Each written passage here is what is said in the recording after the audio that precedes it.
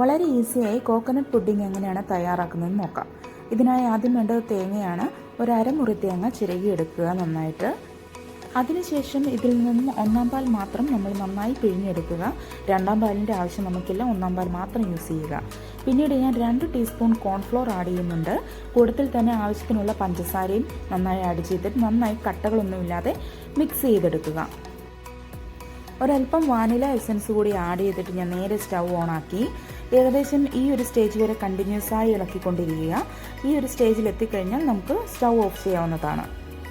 ഏത് പാത്രത്തിലാണോ നമ്മൾ പുഡിംഗ് തയ്യാറാക്കുന്നത് അതിലേക്ക് ഒരല്പം ഗീ അല്ലെങ്കിൽ ഓയിൽ നമുക്ക് ആദ്യം അപ്ലൈ ചെയ്ത് കൊടുക്കണം. സ്റ്റവിൽ നിന്നെടുത്ത പുഡിങ്ങിൻ്റെ മിക്സ് നമുക്ക് പാത്രത്തിലേക്ക് മാറ്റി കൊടുക്കാം. നന്നായിട്ട് ലെവൽ ചെയ്ത് കൊടുക്കുക. കൂട്ടത്തിൽ തന്നെ ടാപ്പും ചെയ്യുക. അടിയിൽ നിന്ന് പതിയെ ഒന്ന് തട്ടി കൊടുക്കണം, എന്തെങ്കിലും എയർ ബബിൾസ് ഉണ്ടെങ്കിൽ പോകാനാണ്. പിന്നീട് നേരെ നമ്മൾ ഫ്രിഡ്ജിലേക്ക് 2 മണിക്കൂർ വെക്കുക.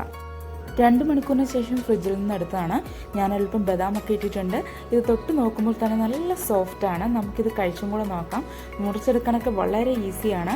എല്ലാവർക്കും വീട്ടിൽ തന്നെ ഉണ്ടാക്കാൻ പറ്റുന്ന ഒരു ഐറ്റമാണിത്. എല്ലാവരും ട്രൈ ചെയ്യുക. ഇഷ്ടമായ ലൈക്കും ഷെയറും സബ്സ്ക്രൈബും ചെയ്യുക.